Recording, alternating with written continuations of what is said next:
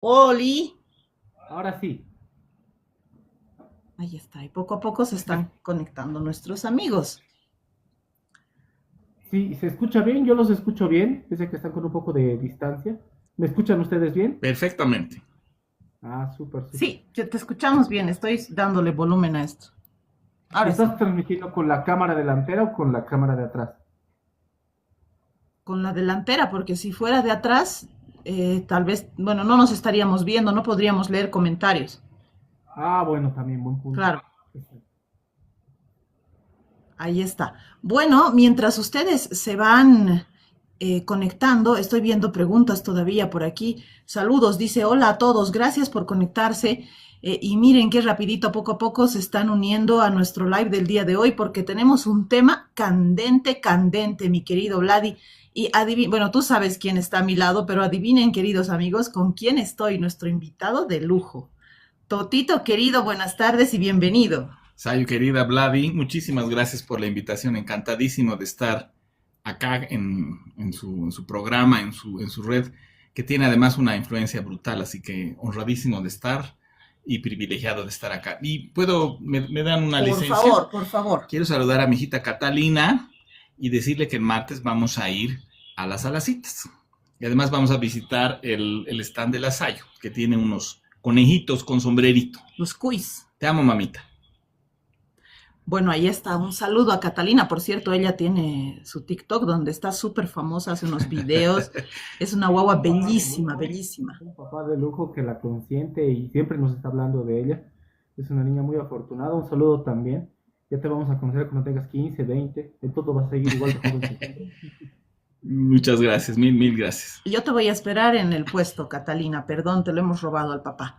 Pero bueno, a ver, el día de hoy nuestro tema es de esos temas súper, hiper controversiales. Primero, Totito, quisiera presentarte a nuestros seguidores, pero mira, no carga esta cosa, así que te voy a pedir, porfa, que tú te presentes. A ver, Toto eres sociólogo, pero también eres comunicador, Soy comunicador pero social. también eres muchas cosas. A ver, Bueno, básicamente es eso. Soy comunicador social y soy sociólogo. Y digamos, esa combinación me ha permitido darle un enfoque a la comunicación, a los procesos de mediación, bastante relacionado a los procesos de cambio social. Y eso yo creo que es una de las cosas que me enorgullecen hacer, ¿no? O sea, pensar la comunicación a través de la sociología y la sociología a través de la comunicación.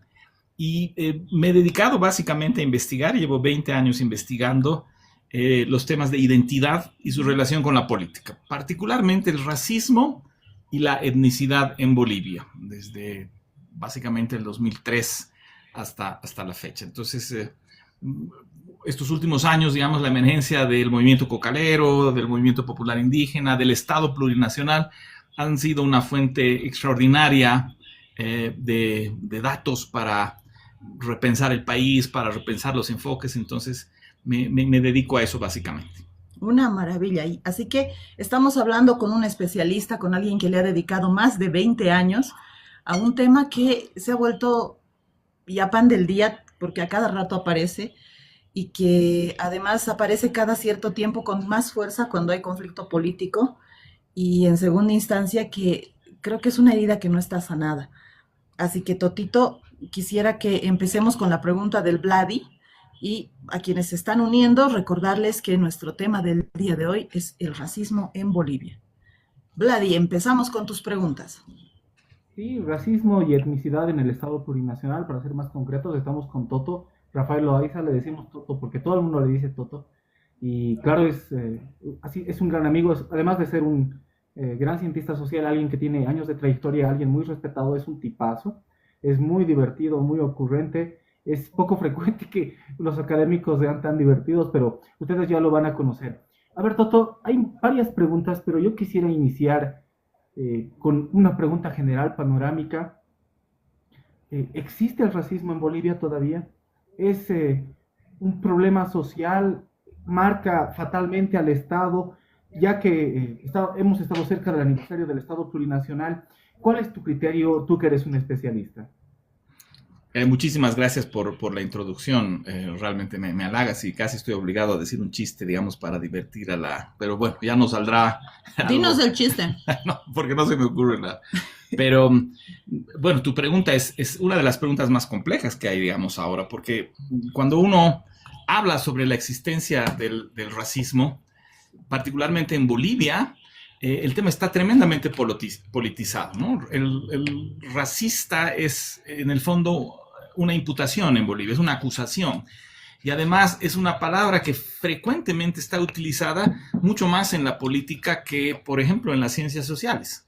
Aun cuando hay una cantidad enorme de cientistas sociales, de pensadores, de analistas que estudian seriamente el racismo en Bolivia, es moneda de cambio en la discusión política. Y es moneda de cambio en la discusión política porque se ha transformado en una herramienta de producción de la política y una herramienta muy sofisticada, además, de producción de la política. Pero para responder a tu pregunta, existe el racismo en Bolivia, pero mirarlo de diversos enfoques es precisamente tratar de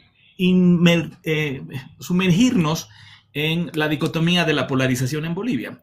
Hay una corriente, por ejemplo, muy estructuralista, marxista, digamos, que ha de alguna manera construido las narrativas del movimiento al socialismo, que ve al racismo como si estuviera estructurado, como si estuviera plantado naturalmente en las estructuras sociales en Bolivia. Y además lo ven como que representando a una clase social no indígena que se ha encaramado en el poder político desde la fundación de la República. Y cuando tú dices que el racismo está estructurado, lo que estás diciendo es que está implantado en las reglas y recursos de la sociedad. Y si estuviese implantado en las reglas y recursos de la sociedad, es decir, en la determinación, digamos, global de la conducta del individuo, entonces sería casi imposible combatirlo.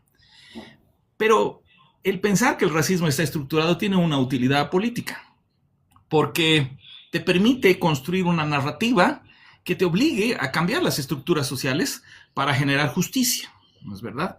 A fomentar la existencia del conflicto, esta idea muy dialéctica de que el cambio social solamente se produce cuando hay una tesis y una antítesis que chocan, digamos, y que generan el cambio social. Es la lucha de los contrarios famosa. Entonces el conflicto se transforma en una herramienta de cambio social y por lo tanto de distribución del poder político. Ahí es donde esta visión de que el racismo es intrínseco se transforma en peligrosa porque se transforma en una herramienta de las visiones autoritarias de la política, donde hay que vigilar al ser humano, porque si el ser humano es intrínsecamente malvado, lo tienes que constantemente vigilar y tienes que invertir los recursos del Estado para controlar su conducta. Y además, si es intrínsecamente racista, estás obligado a utilizar el aparato estatal para limitar su acción. Entonces, es muy peligrosa esta visión de decir que el racismo está estructurado porque te permite, digamos, justificar la vigilancia, justificar el disciplinamiento, justificar, digamos, la estigmatización de un grupo social por encima del otro. Ahora, al otro lado, en esencialismos similares, está una corriente, digamos, más liberal, ¿no es verdad? Más racionalista, donde, digamos, el racismo es apenas una contingencia, digamos, producto de la distribución diferenciada del bienestar. Y como somos una sociedad postcolonial, pensar que el racismo es simplemente accidental es otro error, porque eso de alguna manera también encubre o niega la existencia de algo que es real, digamos, en las relaciones sociales de Bolivia. Entonces aquí va mi respuesta después de esta vuelta estrambótica. Existe el racismo, pero es un racismo anómalo, no natural a nuestra naturaleza social en general, pero tampoco a nuestra cultura y a nuestra historia, ¿es verdad? Aun cuando somos una sociedad postcolonial, Bolivia es un país, una sociedad, un estado, denominémoslo como mejor nos parezca, en el que los seres sociales han aprendido a coexistir, resistiendo, coexistiendo, cooperando y coordinando productivamente también. Entonces, la pena que en este contexto de la polarización, ese racismo que existe, que es un racismo de agencia, que es un racismo anómalo, que es un racismo, digamos, inmoral, pero que existe, está instrumentalizado por la política en 2 proyectos de Estado que están ahora mismo enconados, ¿no? ¿Acaso Tupac Katari apoyaba Black Lives Matter? Qué bueno estás. Bueno, cierto. Cierto, y voy a partir de eso. Tú has dicho que el racismo es anómalo, o sea que no es algo natural, pero es muy común, ¿no? Es decir, yo no conozco un país, un lugar, un espacio donde no haya racismo. No conozco. He vivido mucho tiempo en Japón, había racismo, en Europa hay racismo, aquí cerquita en Argentina hay racismo. Entonces, tengo yo la idea de que el ser humano, seguramente el racismo es anómalo, pero el ser humano es bastante afecto a esa anomalía. Y creo que eso tiene que ver también con la discriminación, una discriminación social donde el pobre, el que se viste con ropa que no es de marca, siempre va a estar por debajo del que se viste muy bien, y hay videos incluso en TikTok de eso, ¿no? Ustedes saben esos de, ay, estaba vestida, no estaba muy bien vestida, fue a la tienda, no la atendieron, pero resultaba que era la dueña, y cosas así. Entonces, esas diferencias sociales, raciales, étnicas, creo que también se acentúan en cuestiones cuando hay gran cantidad de migración. O sea, si viene alguien extranjero y es muy diferente a ti, y como su situación es precaria porque es migrante, siempre lo vas a ver como que, ay, como que no me gusta, y que se vaya, que me quita el trabajo, que no sé qué. O en situaciones, en sociedades, como tú has dicho, que han venido de un pasado colonial, donde había dominados y dominadores. Pero como historiadora me he dado cuenta de que la cosa no es blanco-negro, ¿no? De que no es que sí, este es malo y este es bueno, es que este es racista y este no. Y hace un par de días has dicho algo muy fuerte en un programa, y ahí van mis 2 preguntas en una combo, te voy a pedir, ¿ya? La primera, y muy, muy relacionado a esto, si puede haber racismo a la inversa. Y la segunda, si el racismo... Ay, mira, me he olvidado la segunda. Ya, pues la primera pregúntame, después la segunda te la sigo. Pero yo he interpretado una pregunta en tu exposición tan interesante que acabas de hacer. Si el racismo es anómalo y es accidental, ¿por qué es prevalente? ¿Por qué siempre está presente o parecería estar presente constantemente en las sociedades? A ver, lo que es natural de las sociedades que se integran, el ser humano es la especie, digamos, terrestre, más propensa a la integración, ¿no es verdad? Una de las pruebas empíricas de quienes defienden esta idea de Rousseau de que el hombre es naturalmente cooperativo y va en contra de esta de Thomas Hobbes, que el hombre es el lobo del hombre, es la idea que es la especie que más ha acumulado, digamos, relaciones de cooperación, relaciones de coordinación en el planeta, ¿no? Inclusive... Obviamente, digamos, no se puede competir con la cantidad de hormigas que hay en el mundo, pero sí se puede competir con la cantidad de racionalidad que el ser humano le pone para coexistir, ¿no es verdad? Ya. La diferenciación es lo que es regular, es lo que es normal.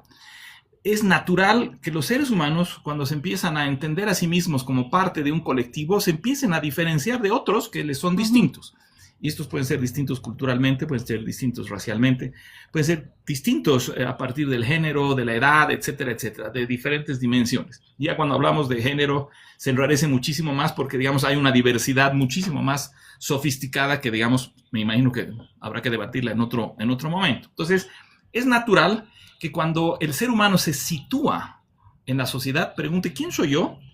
Y que sus parecidos de seguridad se construyen a partir de quienes le son similares, pero fundamentalmente de quienes le son diferentes. Es como Richard Jenkins hablaba de que la identidad es la atracción que existe, la atracción, no la atracción. La atracción como los autitos, entre similaridad y diferencia. Es más importante quién yo no soy que quién yo soy para yo construir mi identidad, sea que soy aymara, quechua, castellano hablante, etcétera, etcétera, ¿no? Aquí mismo los 3 somos diferentes. El Vlad es del Bolívar, yo soy del Tigre, no eres del Bolívar. Ay, qué bien, Dios te bendiga. No le voy al fútbol, no le voy al fútbol. Digamos que eres del Bolívar, así hazme funcionar mi ejemplo. Entonces, de Chango era del Bolívar. Hay distinciones que no necesariamente terminan, digamos, en violencia o en hostilidad.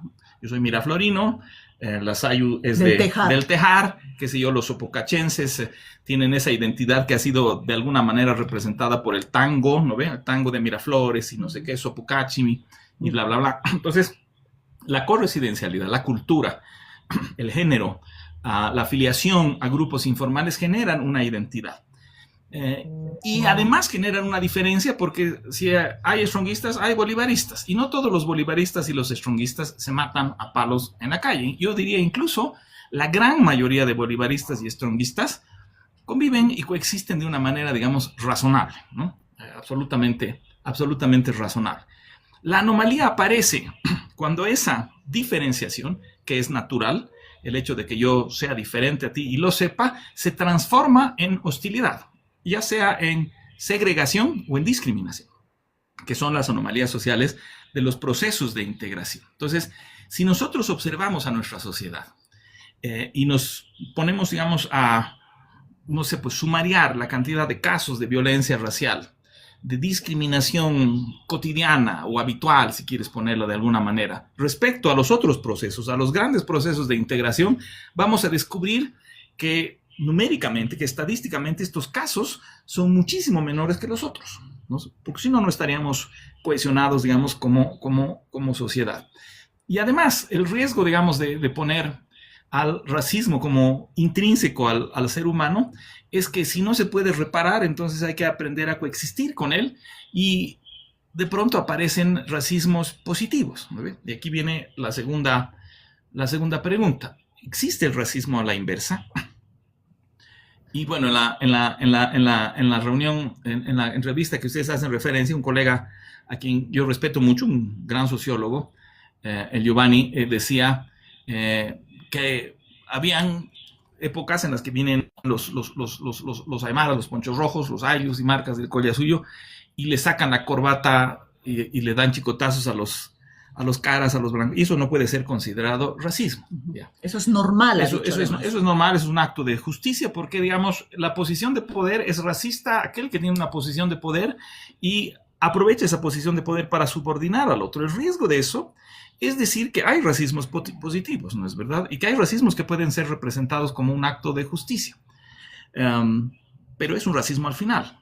El racismo es recíproco porque a un acto de hostilidad siempre se le responde otro, ¿no? Aun cuando el otro responda racialmente, digamos, con la otra mejilla, digamos, el ser humano no ha demostrado tener ese talante ni esa tolerancia. El racismo es natural e intrínsecamente recíproco. Michael Banton, que es uno de los primeros teóricos británicos que ha empezado a estudiar esto, todos basados, digamos, en lo que escribía Frantz Fanon, particularmente en Máscaras Negras, Pieles Blancas, o Máscaras Blancas y Pieles Negras. El famoso libro, digamos, de Frantz Fanon. La idea de que alguien sea hostilizado inmediatamente renueva, o sea, para que exista un conflicto tiene que haber una persona que responda con el conflicto, aunque sea para reparar la injusticia con violencia, y eso es un racismo recíproco, ¿no? El racismo siempre es recíproco. Ahí está, mira, han pillado el Giovanni Samanamut, dice, exactamente. Exactamente, gran colega. Así que, en conclusión, sí hay racismo a la inversa, ¿no? Puede haber un racismo, pero constantemente yo escucho, ¿sabes? Los sociólogos, todos estos de izquierda, zurdos, ya es como si fuera manual, pero es verdad, pues hay hartos cientistas sociales zurdos y les va muy bien en la vida, les da mucho trabajo, claro, les dan un montón de trabajo, investigación, por decir como loritos. Yo te he contado, tenía un loro, mi vecino tenía un loro, al frente había una congregación cristiana y la gente salía los domingos a alabar a Dios. Gloria a Dios, gracias Señor, gracias Jesús. Y el loro atento miraba, como deben mirar estos cientistas sociales, estos libretos que se les da. Y el lunes, a partir del lunes, el loro paraba todo el día. Gracias Jesús, gracias Señor, gloria a Dios. Y el loro paraba toda la semana diciendo lo mismo. Y yo me doy cuenta de que hay muchos cientistas sociales que te dicen eso. El racismo es estructural, no existe racismo a la inversa. Y el gran problema es que estos planteamientos, y eso yo critico a algunos sociólogos, son planteamientos en un contexto determinado. y son muy vulnerables a lo mucho que ha pasado a lo largo de la historia y a las diferentes realidades que existen en todo el mundo. Y ahora sí le voy a dar paso al Vladi para que te pregunten, que no me digan que acaparo, porque aquí el Vladi tiene seguidores que lo defienden. No, pero mira, tú eres el especialista, Toto. Yo te escucho atentamente. A todos nuestros invitados yo los escucho porque aprendo mucho. Yo de la temática no sé mucho. Me acuerdo, siempre me acuerdo de Foucault y de defender la sociedad, donde representa el racismo precisamente como un elemento que conjuga o articula mecanismos de defensa. Es como si ese otro racialmente diferenciado se considerara una amenaza para una colectividad, ¿no? Por eso el nombre mismo de su libro, Defender la Sociedad. Hay siempre una invocación de peligro a ese otro, sea por diferencias de color, de estatura, que se considera ajeno a la comunidad, pero sobre todo que pone en riesgo la existencia misma de la comunidad. Claro, y pienso siempre en, se me olvidó el nombre de nuestro profesor Sayuri, de un curso corto de historia, Shaw, el profesor Shaw, francés. Él nos decía siempre que cuando se habla de racismo, usualmente se omite la historia del racismo, no la historia filosófica del racismo, sino la historia del racismo per se. Nos decía que el racismo que nosotros conocemos es un racismo que surge a partir del siglo XIX, marcado siempre por el lenguaje cientificista y del positivismo, que antes existía el racismo, pero era un racismo que seguía otro tipo de claves, menos fenotípicas, y claro, cuando uno empieza a adentrarse en ese tipo de textos, de estudios, sospecha, ¿no?, de esos discursos simplistas, y claro, cuando uno vive en Bolivia y escucha, ¿no es cierto?, frecuentemente cientistas sociales particularmente vinculados al oficialismo, analistas vinculados al oficialismo, gente que trabaja en instituciones públicas, tienden a politizar este tema, y ese es un aspecto creo que central, ¿no?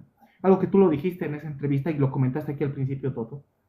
El racismo, más allá de ser un problema social, una anomalía, según tu enfoque, es algo politizable.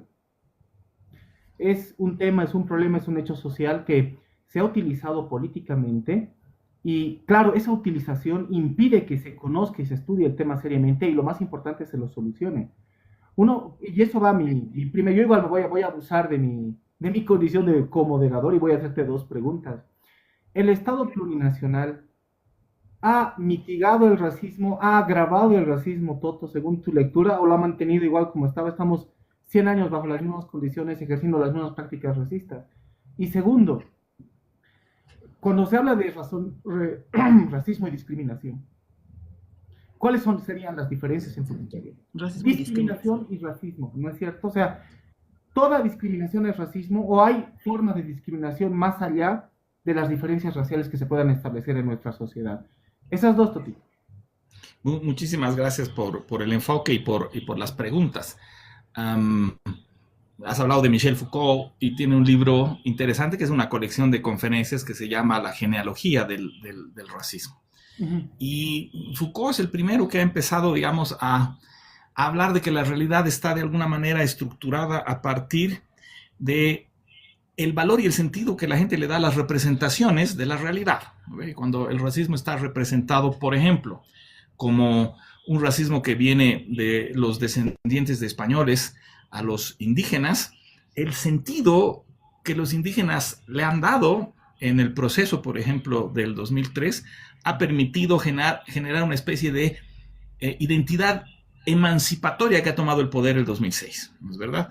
Un poco ahora estoy trabajando un texto en el que estoy tratando de explorar esta idea de que, ¿por qué si la potencia electoral estaba siempre al lado de las comunidades étnicas, recién aparece, digamos, el Evo a finales del siglo XX y a principios del siglo XXI toman el poder político, ¿no? No es que el ser yo un indígena nos ha venido de afuera, éramos aymaras, éramos quechuas, pero digamos no nos veíamos o no habíamos politizado tal vez esa identidad como el valor o el sentido más importante de nuestra condición civil, ¿ya? Y Foucault un poco empieza a tocar esa idea, que las representaciones de la realidad son menos importantes que el sentido que se les da a las personas. Por ejemplo, el Evo viene y nacionaliza los hidrocarburos. todos los especialistas en hidrocarburos de Bolivia dicen, eso no es una nacionalización, ¿verdad? Siguen las empresas extranjeras, pero cuando preguntas a las personas, ¿se ha nacionalizado o no? 75% en el momento en el que ocurrió decía, sí, ha habido nacionalización. Y al decir y aceptar, esta es la nacionalización, no importa lo que me diga el gran experto, digamos, económico hidrocarburífero, esta es una nacionalización, se transforma en una nacionalización. Hay un libro que es como que la evolución a partir de este primer análisis de Foucault, digamos, que Foucault muere en el 84, digamos, mucho de lo que ha pasado en la radicalización de la modernidad no lo ha visto él, aunque es el autor más citado, digamos, en Bolivia. Hay un señor que se llama Homi Bhabha, que utiliza un poco esta teoría de la estructuración que la han trabajado Bourdieu y Giddens y las ideas que tiene Foucault, para decir hay que salir del análisis del racismo y de la colonialidad, hay que salir de las teorías de la dependencia, porque las teorías de la dependencia son, uno, conflictivas, dos, están en un ánimo, digamos, de bipolaridad, donde se estigmatiza, se racializa y se banaliza, digamos, el problema en lugar de combatir. Y además son tremendamente peligrosas porque terminan despertando al otro que no se veía a sí mismo racializado. De aquí voy a ya responder directamente a la pregunta. El Estado plurinacional ha terminado racializando al no indígena, que veía paternalistamente, digamos, al indígena, que lo explotaba, que, digamos, era racista, lo que quieras, pero en una dimensión de similaridad y diferencia donde había una especie de menosprecio, pero no una visión de hostilidad concreta hacia el otro. O sea, los blancos en Bolivia, para utilizar un término que no me gusta, pero que para que lo podamos entender mejor, no veían al indígena como una amenaza. Tal vez lo veían como una carga social, pero no como una amenaza. Ahora, el indígena se ha transformado en una amenaza. En el momento en el que has hecho que el otro despierte, o sea, lo has dislocado de su rol central que tenía en la República, porque el acaparamiento histórico era lo que el no indígena hacía, económico, político y social. Y cuando le quitas dos de esas prerrogativas, digamos, el político y eventualmente, digamos, el social, el económico está todavía en disputa, siente que no pertenece a ningún lado, ¿no es verdad? Y ya está empezando a meditar su racialidad como objeto de su separación en su rol histórico del país. Entonces, el efecto del Estado plurinacional ha sido que ha racializado al no indígena y que ha aumentado su hostilidad en términos políticos hacia el indígena y también de manera recíproca. No sé si te respondió a las dos preguntas. Ahora me he acordado cuál era la pregunta. Dale, Sayuri, dale, me voy a acordar porque hay dos cositas que... Anótate, pues, anótate. Yo me estoy anotando. Miren, me he conseguido mis plumones de colores para ser la anciana de los plumones. Pregunta por el hermano presidente Oberyn. Está aquí abajo de la mesa, no se preocupen.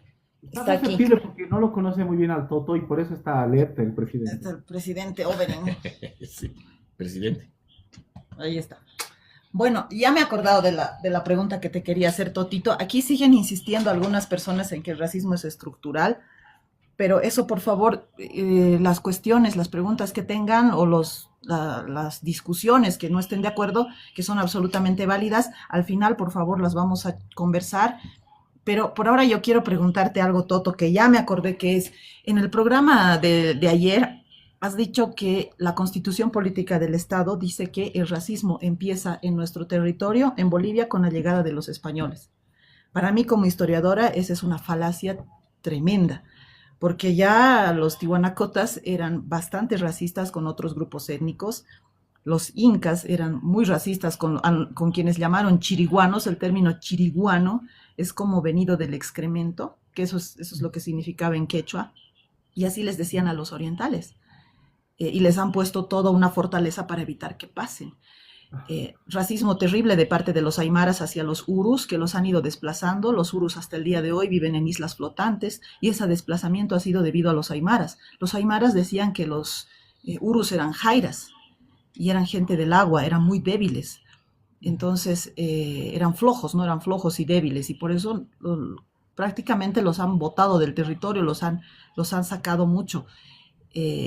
Entonces, me duele mucho que se diga eso de que el racismo empieza con la llegada de los españoles, porque tú explicabas ayer, y esa es mi siguiente pregunta, tú explicabas que cuando pones eso en una constitución, estás inmediatamente inculpando a alguien por esto, ¿no? O sea, como los españoles han traído el racismo, cae en las espaldas de todos los caras, los blancos, ser racista. Solo ellos pueden ser racistas. O sea, yo puedo ser un supremacista que dice que los aymaras son la única raza que es pura, que vale bien, que el resto no, que son los dueños de esta tierra, que hay que destruir, eliminar a los caras. Yo he visto a una persona, un supremacista, que ha dicho, hay que eliminar a los caras por completo, y se ha hecho una canción al respecto.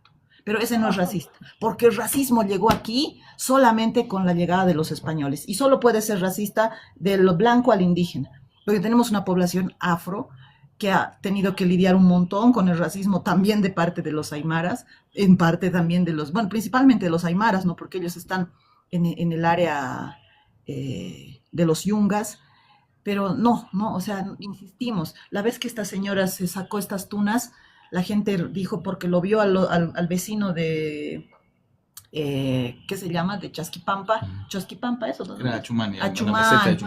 Al vecino de Achumani le han dicho racista porque la señora, porque el tipo tenía la piel un poquito más blanca. Ahora en Cochabamba, dos señoras que eran más o menos del mismo color de piel y de la misma clase social, nadie dice nada, igualito se han sacado la mugre, igualito la ha botado, igualito le ha hecho llorar a su guagua, pero calladitos los que dicen racismo.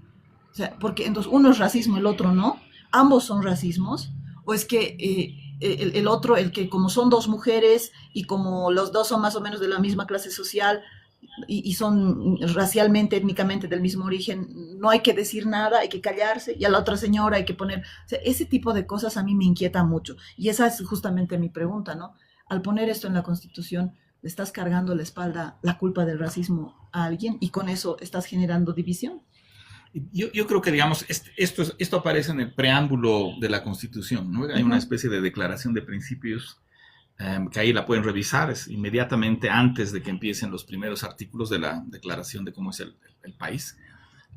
Ahí dice claramente que esta era una tierra sin mal y que no se conocían de racismos hasta la llegada de los españoles. Ahora, tamaña declaración estigmatiza naturalmente al grupo aludido, ¿no ve? Que además quienes son descendientes de los españoles y quienes son descendientes de los habitantes originarios, es biológicamente imposible que exista pureza en ninguno de los lados. Pero en las visiones simplificadas de la sociedad, esas cuestiones están claras, ¿no ve? Están claras porque la gente puede apelar a distinguir al otro a partir del color de su piel y presumir por el color de su piel si es aymara, si no es aymara, si es cara, si no, etcétera, etcétera, etcétera. Entonces, fíjate cómo cuando tú dices el racismo es intrínseco a un grupo, estás de alguna manera predisponiendo a las personas a actuar cuando están relacionándose, digamos, en la interacción pública rutinaria. Y eso es un evento tremendamente político. Yo iría un poco más allá. No solamente se ha estigmatizado a los no indígenas por ser intrínsecamente racistas, sino que además no se les ha permitido, con la constitucionalización de la diferencia, tener una identidad que apele a ser parte de esta multinacionalidad o de la plurinacionalidad del Estado, ¿no? Y eso no ha sido un error cometido exclusivamente por el Estado plurinacional, es decir, un error que ha venido de antes, cuando en la reforma del 94, promulgada además por el Gonzalo Sáenz de Lozada, se ha declarado al Estado plurinacional y multiétnico sin considerar en la enumeración, digamos, de las etnias, de las etnicidades, una que reconozca al otro. Ahora, fíjate que en el censo del 2001 se ha obligado a todos los bolivianos a decir eres aymara, quechua, guaraní, etcétera, etcétera, etcétera. Y no hay una categoría de pertenencia para quienes no tienen ascendiente étnico. El Estado ha obligado a los bolivianos a negar ser el otro.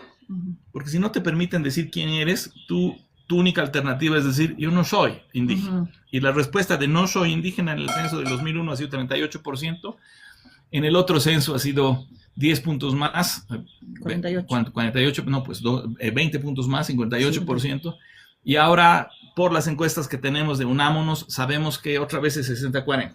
Que hay 40% de bolivianos que dicen, yo no soy el otro, yo no soy tú. Si para unos el acto de construcción de identidad propia es afirmativo, para los otros es la negación de ser el otro. Imagínense las implicaciones políticas de tener que decir, yo no soy tú. Y un poco el Estado desde el censo del 2001, desde la reforma del 94 y especialmente desde el Estado plurinacional nos ha obligado a que la mitad de los bolivianos no tengan una identidad. En las encuestas de UNAMO había una cosa muy interesante. Todo el mundo decía, ¿se acuerdan? Toda la discusión del censo, que además tenemos unas discusiones absolutamente densas, políticamente hablando, en cuestiones tan prácticas y formales como el censo. En la contabilidad de los bolivianos nos hemos enfocado, inclusive con un paro cívico de no sé cuántos días, para ver cuál era el resultado de quiénes son ustedes y quiénes somos nosotros. ¿No? De eso se trata, digamos, en el fondo del censo, la politización máxima de la identidad. UNAMO nos ha dicho, bueno, ¿y qué pasa con la categoría mestiza? ¿Cuántos son los mestizos en Bolivia? ¿Todo el mundo quiere ser mestizo en Bolivia? La mayoría son 58, creo que alrededor del 60% se autoafirman, digamos, como mestizos. Pero lo interesante es que el 44% de los no indígenas dicen, ni siquiera soy mestizo. No quieres que sea nada tú. Entonces no soy indígena, pero tampoco soy mestizo, no soy nada. Y ese dato a mí me ha sorprendido profundamente porque es como que hay una buena parte de los bolivianos que no saben cuál es su posición identitaria en el Estado plurinacional. Y probablemente tampoco la tenían en la República, porque eran, digamos, unas élites que no querían mirarse a sí mismos en términos de raciales por el pudor de ser los responsables del despojo social de los indígenas, ¿no? Entonces, sí, el Estado plurinacional ha incrementado profundamente el racismo en Bolivia y los procesos de diferenciación. Wow. Me parece muy, muy interesante. Y bueno, puedo hacer alguna pregunta, pero quiero hacer un comentario, tratando de dialogar con lo que han dicho los dos. A mí siempre me ha llamado la atención en qué medida, sobre todo cuando se habla de identidades, porque hablar de factores étnicos o raciales como identidad, o aspectos fenotípicos como identidad, me ha parecido algo, sobre todo cuando se habla de los censos, muy politizado. Cuando uno mira las categorías étnicas, raciales, de los últimos censos, de los últimos 100 años, por ejemplo, hay una variación notable. A mí me parece muy interesante, y mira, justo revisando textos de mitad del siglo XX, el mestizo era una identidad consolidada. En cambio, ahora el mestizo no existe. O sea, más allá de las razones, la negación, los argumentos que se puedan dar, hace 50, 60 años, y eso, hace 30 años, era una identidad. Y claro, ahora por factores políticos, me parece que se la ha desplazado, siempre considerándosela un factor negativo, ¿no? O eres indígena o no eres indígena, claro, y lo que tú has dicho, ¿no es cierto? Entonces los demás quedan como una especie de limbo flotante, no sabiendo qué son, sino solamente la negación de lo que rechazan. Incluso en ese rechazo, a mí particularmente no tengo nada en contra de Silvia Rivera, pero me parece que su sociología es bastante simplista en ese aspecto, ¿no? Es un guiño, ¿no es cierto?, siempre a darle cierta preponderancia a lo indígena, sin considerar los efectos negativos que podría tener a largo plazo ese tipo de políticas. A mí me gusta mucho el debate que tiene con José Luis Roca, donde José Luis Roca le hace notar precisamente ese tipo de aspectos. Pero, Toto, ¿cuáles serían, a ver, mira, más allá de las descripciones que podemos hacer, cuáles serían las soluciones? Porque este sí es un problema serio, que ha ido cambiando y transformándose sin ser estructural. Pero según tu criterio de especialista, Toto, ¿qué deberíamos hacer para empezar a solucionar este tema?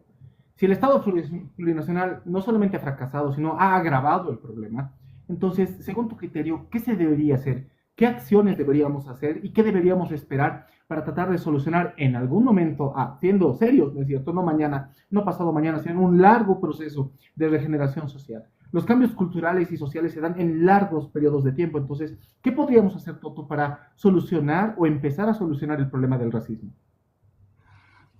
Yo tenía un profesor, ustedes lo deben conocer, el doctor Salvador Romero Pitari, un capo de capos, uno de los mejores sociólogos, y él decía, los sociólogos somos muy buenos para hacer las autopsias, pero muy malos para hacer los diagnósticos. Entonces, poner el remedio a una sociedad es muy, muy complicado y muy complejo. A ver, la diversidad es importante, la pluralidad, las sociedades plurales tienden a edificar más su desarrollo.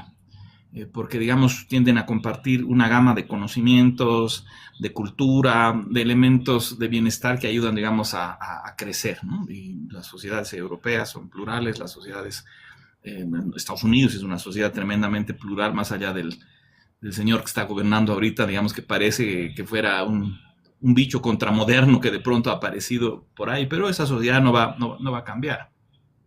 Y nosotros somos una sociedad plural. El problema de la pluralidad en Bolivia no es la diversidad, ¿no? Es, uno, la politización de la identidad o como herramienta de gestión de poder, pero más importante, la diferencia del ingreso. Para luchar contra el racismo hay que luchar contra la pobreza.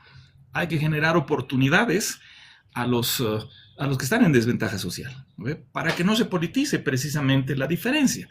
Es casi inevitable que la diferencia se politice y el otro día citaba a David Di Ferrante, que hace estudios sobre ingreso e identidad étnica, y decía el 90% de los indígenas, lo decía el 2003, lo volvió a decir el 2010 y lo volvió a decir el 2016, 17. El 90% de los indígenas en Bolivia viven bajo la línea de la pobreza. Con semejante contraste, es imposible evitar la emergencia de las narrativas que te dicen eres pobre por culpa del blanco, ¿no es verdad? O a la inversa, el pobre quiere tu plata y te va a segregar, te va a sacar del país, etcétera, etcétera, etcétera. Entonces, es sencillo de decir, muy difícil de hacer, pero para lograr vencer, digamos, la discriminación, la segregación, hay que vencer a la pobreza. Equilibrar las condiciones, digamos, en las que los ciudadanos representan su vida en sociedad, educación, salud, acceso a educación, a educación superior, etcétera, etcétera, ¿no? Entonces, esa es la utopía, ¿no es verdad? Y no se puede negar que los proyectos políticos enconados en el país, vengan de la izquierda o de la derecha, siempre plantean la lucha contra la pobreza como un eje central, más en problemas de crisis económicas, ¿no? Pero es más rentable generar diferencia para aumentar el vigor político a través de las herramientas raciales, porque eso te permite gestionar el poder. Fíjate que hasta la etnificación del voto en Bolivia, nadie en la historia de la democracia moderna había obtenido más del 50% de los votos. ¿Y en qué momento emerge esto? Yo hago una asociación que es discutible, pero la voy a decir igual, digamos, porque igual parece una simplificación. En 2001, el 62% de los bolivianos dicen soy indígena, aymara, quechua, etcétera, etcétera. La campaña del MAS, el 2005, en diciembre del 2005, era Somos Más. Es más, la sigla resuena, digamos, a la mayoría, ¿no es verdad? Y Somos la mayoría es, digamos, la enunciación de la existencia de un cuerpo que está diferenciado claramente, a diferencia de los izquierdistas y los derechistas, de los ricos y los pobres, donde las fronteras entre un grupo y otro, digamos, son mucho más nebulosas.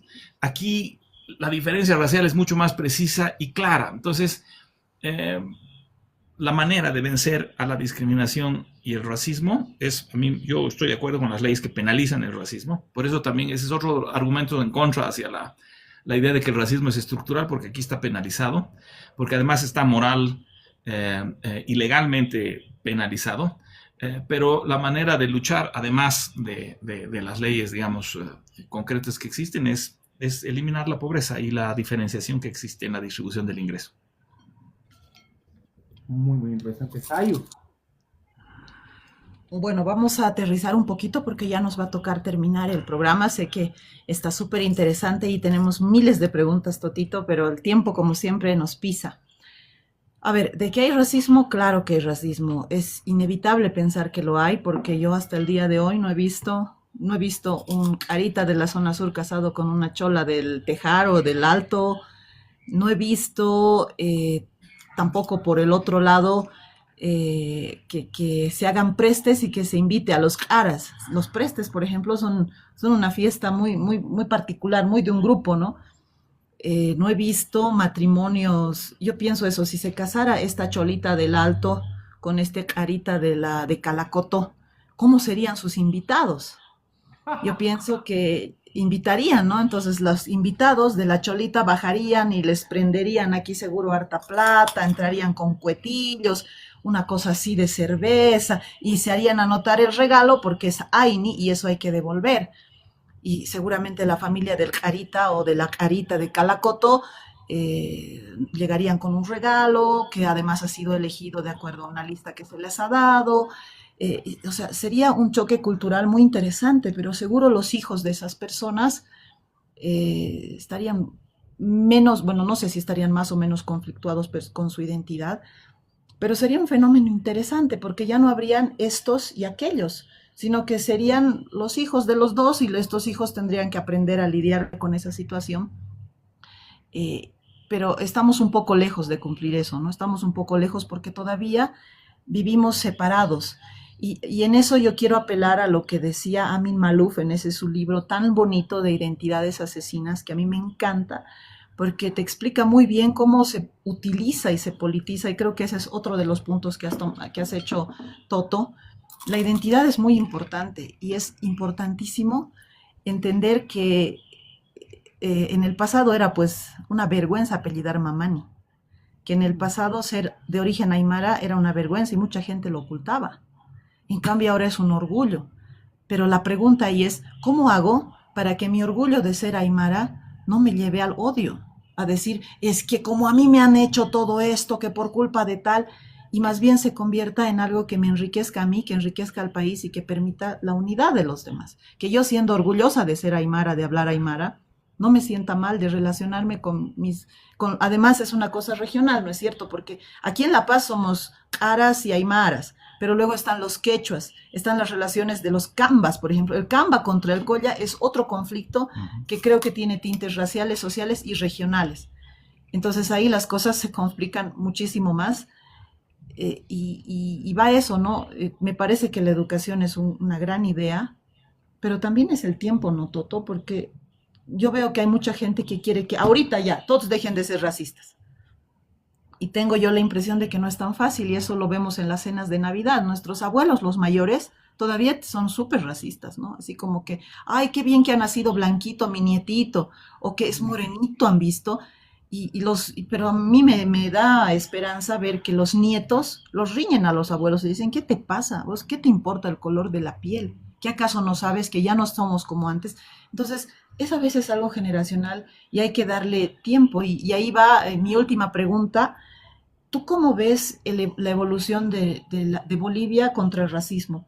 En los siguientes años, en el bicentenario en el que ya estamos, después de estos 200 años, ¿tú crees que Bolivia va a avanzar en torno al racismo? ¿O que más bien va a retroceder? Que quizás, como se están viendo estas nuevas ideologías de la ultraderecha que hablan de que, además a mí que yo veo aquí muchas veces en el TikTok, comentarios así, indio de miércoles, se ha vuelto un comentario muy común de la gente de la derecha cuando ven un video del Evo o de algún masista haciendo alguna cochinada, y eso se va a exacerbar, o se exacerbará por otro lado la necesidad de la supremacía étnica aymara, quechua, con esta exacerbación también del otro lado. Súper interesante tu análisis. Me ha encantado que utilices la metáfora, digamos, del matrimonio para retratar la existencia, digamos, del racismo, de un racismo prevalente. Insisto, no estructurado, prevalente. Es como una enfermedad que se vuelve crónica, pero sigue siendo enfermedad, sigue siendo anomalía porque te está matando, porque no te permite, digamos, de desarrollarte. El matrimonio en Bolivia es uno de los matrimonios, a diferencia de México, que es una sociedad también donde hay una diferencia étnica feroz, Perú, donde hay otra diferencia, digamos, feroz. Guatemala no tanto, Guatemala es un poco como nosotros, pero la menor cantidad o porcentaje de matrimonios interétnicos están en Guatemala y en Bolivia.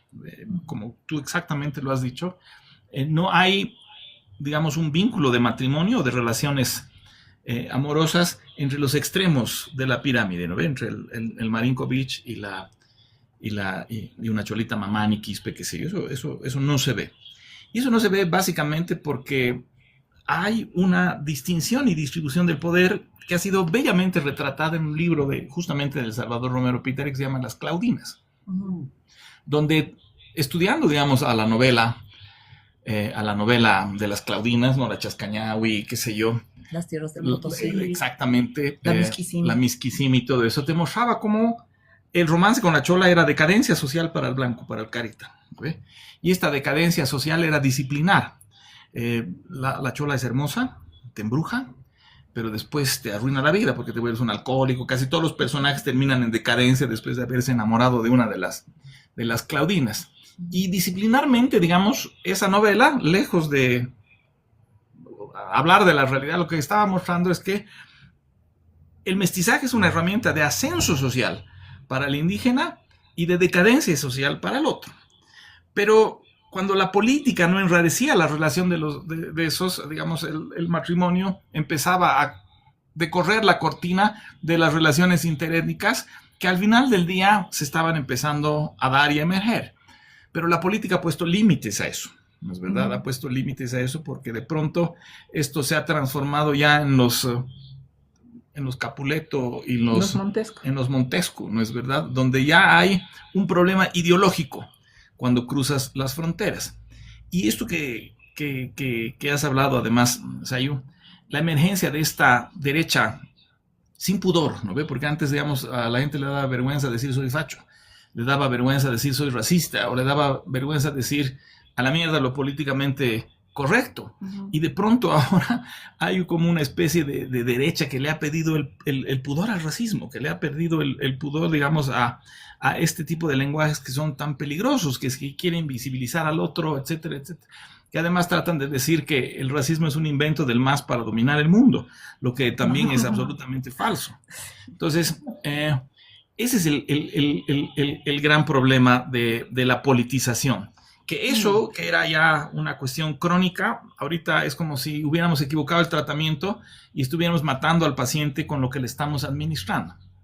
¿Qué esperanzas hacia adelante y el futuro? Yo creo que los momentos de decadencia social, política, económica sirven para repensar siempre el futuro, ¿no es verdad? Y aunque eventualmente yo soy en general pesimista, creo que, y tú lo has dicho alguna vez en alguna conversación, y tú también, Vladi, los bolivianos tienden a no aguantar, digamos, estos momentos de dislocamiento, de apocalipsis total. Y que en esta crisis económica es como si la crisis económica del 82 se hubiera casado con la crisis social del 2003 y el padrino fueran las dictaduras y el conflicto, digamos, del 49, la guerra civil. Todos han tenido, digamos, una guagua que ahorita nos va a poner a prueba. Es el momento de repensar el país, de mantener la diferencia cultural, porque ya está plantada. El que quiera combatir al Estado plurinacional desde su capacidad simbólica de generar inclusión no va a lograr ir muy lejos. Va a revivir al MAS, va a potabilizar al MAS. El Branco, por ejemplo, para decir solamente uno de los personajes, es una persona que está potabilizando más este ideario plurinacional porque es el diablo en la pared, es la amenaza del cara croata, digamos, que quiere eliminar la diferencia y a los demás. Y le hace un flaco favor a Santa Cruz, que es una de las sociedades más plurales que tiene el país. Entonces, yo creo que ahora que estamos tocando fondo, tenemos que utilizar toda la inteligencia de montones de pensadores como ustedes, el Vlad y la Sayu, muchas personas que han empezado a cambiar estas dicotomías esencialistas de la izquierda o de la derecha. Mi generación está embebida profundamente en esta diferencia y yo le tengo poca fe a los de mi edad, pero ustedes, por ejemplo, que han empezado a tener un discurso muy, muy interesante, la cuya reina, el Carlos Macusaya, qué sé yo, que han empezado a salirse de esas estructuras clásicas del catarismo militante y han empezado a pensar la indigeneidad más de manera posmoderna, ¿no? La mayoría de los indígenas no viven en tierras comunitarias de origen, son alteños, son emprendedores, son tipos modernos, son súper posmodernos, han hecho toda esta arquitectura emergente que es brutal, y que no hay en ninguna otra parte del mundo y que tiene elementos más en Marvel y en DC que digamos en el Tiahuanaco en muchos casos. Entonces hay que salirse de esos pensamientos dicotómicos, dialécticos y empezar a repensar el país. Y ahora es el momento en el que necesitamos repensarlo porque creo que si no salimos de esta no va a ser difícil que el país se levante, ¿no? Durísimo. Vladi, ¿quieres leer preguntas del público o quieres hacer más preguntas tú? En el caso de mi transmisión, la mayoría son comentarios, algunos muy interesantes y otros que se van por la tangente, pero yo quisiera hacer sí un comentario. ¿Sabes? Me ha gustado mucho la intervención del Toto, Me ha gustado mucho, una de las ideas que atesoro y saco de esta conversación es en qué medida el Estado ha empeorado el problema, ¿no? Desde esa perspectiva, ¿no? Ya era un problema serio y con malas políticas, politizando el tema, lo que se ha hecho es empeorarlo, ¿no es cierto? Se ha enconado, se ha puesto los ánimos bastante enconados y de alguna manera se han empeorado las prácticas racistas, ¿no? A partir, ¿no?, de que quienes las realizan empiezan por la negación, ellos no están siendo racistas, están combatiendo masistas, por decir algo, ¿no?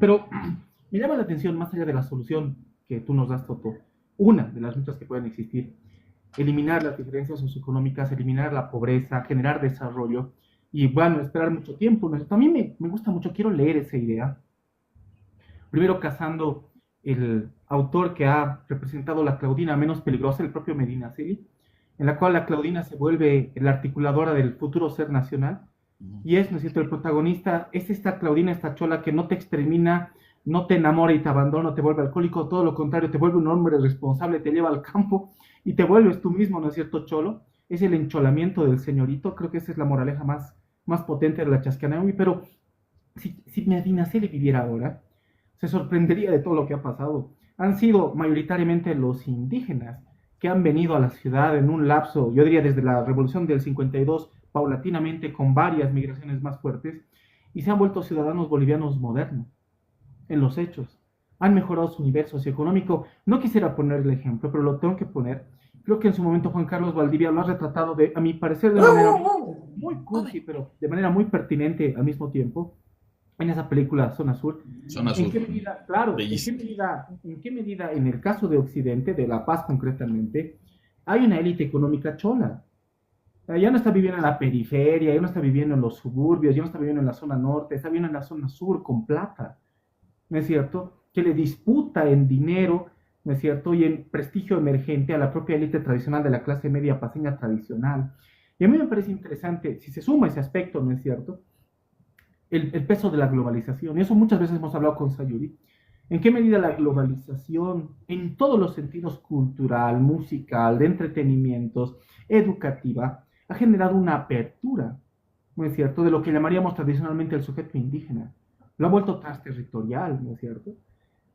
Uno esperaría, viendo películas como Chuquiago, por ejemplo, que pues los indígenas estén de alguna manera atiborrados todavía con ponchos, con abarcas, trabajando en el campo, y esa es una mirada anacrónica para lo que es, me parece, lo indígena en el país, ¿no? Están haciendo rap, están haciendo K-pop, hay abogados aymaras, claro, y esa complejidad que es el país, tan difícil de discernir en unos pocos minutos, Toto, me parece que se conjuga precisamente con lo que tú nos decías, ¿no es cierto? Más, yo me saco, termino con ese comentario, tal vez una de las medidas que podría tomar el Estado es no meterse y dejar que las relaciones sociales con mucho tiempo, estamos hablando de unos 20, 30 años, sigan el decurso que estaban teniendo. Crecimiento económico, nivelación social, ascenso social, globalización, y con el tiempo esos factores eventualmente pueden ir disolviéndose poco a poco. Pero bueno, hay mucho que hablar. Toto, a mí me ha encantado tu charla. Lo vamos a subir lo más antes posible. Por si acaso, a todos los que nos están sintonizando, la charla con Antonio Riveros ya está sobre tecnología y emprendimientos, ya está en nuestro canal de YouTube. Me ha costado un montón subirla, ha sido terrible, pero esta charla con Toto lo voy a subir lo antes posible porque la verdad en lo personal lo he disfrutado mucho, he aprendido mucho. Sayuri.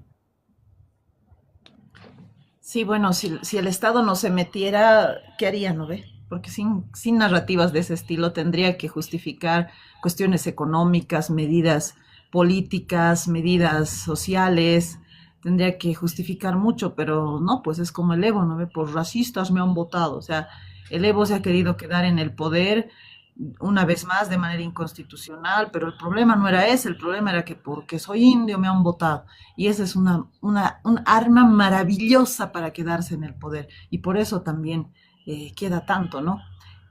A ver, Totito, tus conclusiones, porfa.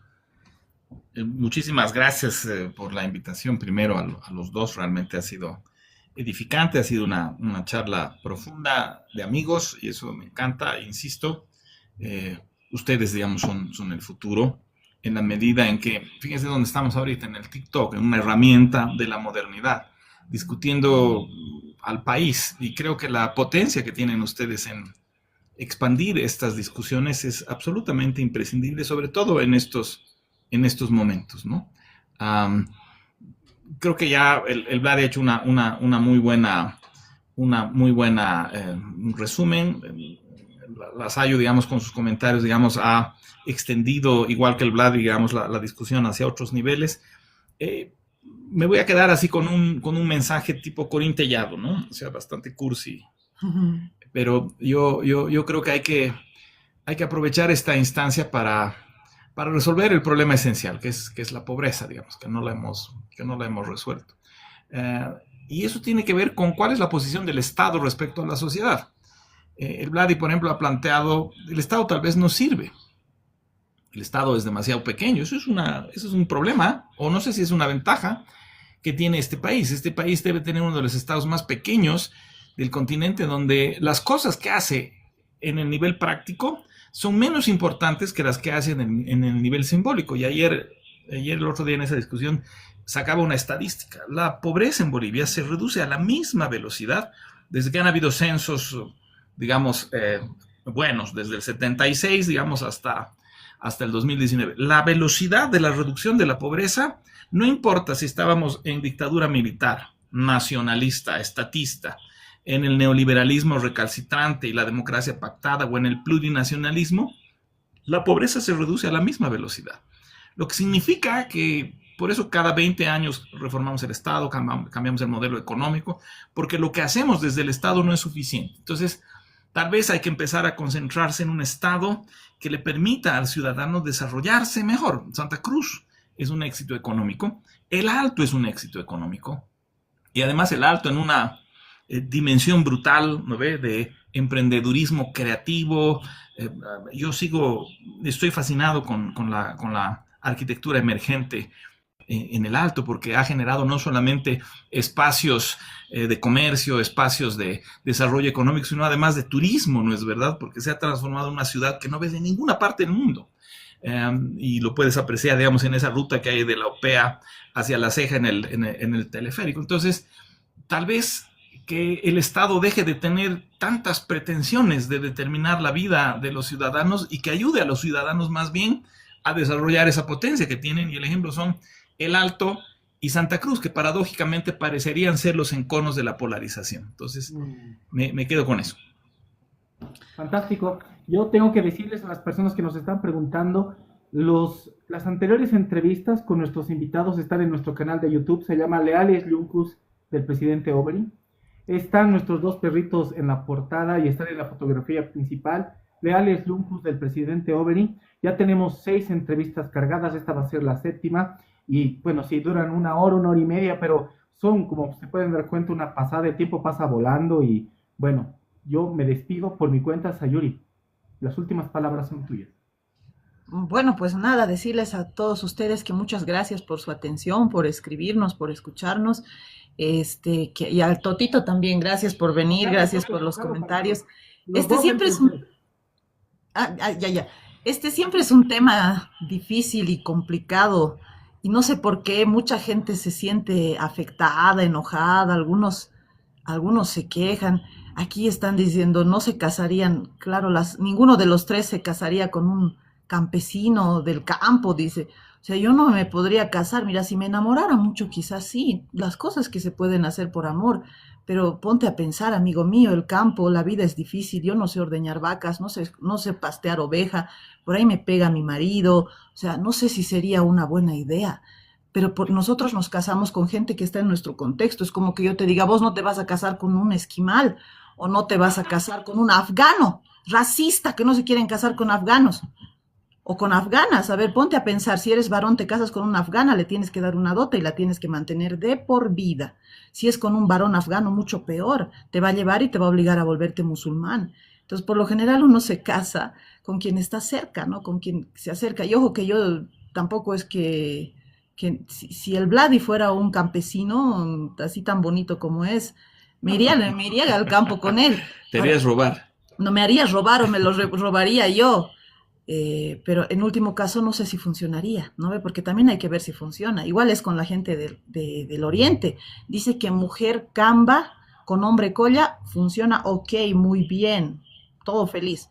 Pero dice que mujer colla con hombre camba no funciona porque la mujer colla es muy maternal y al hombre camba no le gusta. Entonces, a veces son cuestiones culturales, no es racismo. Ahora aquí había otra, todos, mira, aquí dice, yo soy campesina y me casé con un citadino. Y claro, tiene sus retos, seguro que sí, es bien difícil acostumbrarse, porque uno tiene un estilo de vida, uno tiene una forma, pero el amor te puede llevar a donde tú quieras. Y aquí alguien ponía, todos son racistas, hasta la Sayuri, hasta vos debes ser, todos hemos tenido, todos tenemos actitudes racistas en momentos. Y la cuestión no es decir, no, yo no soy racista, yo acepto todo. No, la cuestión es decir, ¿qué hacemos para que este racismo no nos dañe? ¿Qué hacemos para cerrar las heridas tan duras que tenemos entre bolivianos que son de años, de nuestros abuelos, de nuestros bisabuelos? ¿Y cómo le hacemos para que Bolivia se libere de esa tara tan dura que es este enfrentamiento? Que para mí el problema no es el racismo, yo creo que el racismo existe y se puede resolver, pero el problema es cómo nos enfrenta, o sea, como, ay, es como que este tema me agarra a mí, ay, no ve y me duele, y qué voy a hacer, y ahora voy a publicar y me voy a pelear, y creo que por ahí no va, porque si nos peleamos nomás, solo vamos a conseguir que los políticos de siempre sigan ahí, que sigan ganando y que sigan burlándose. Bueno, muchas gracias a todos, adiós. Nos vemos. Gracias por Chao, gracias por todo. Un abrazo fuerte. Hasta la próxima.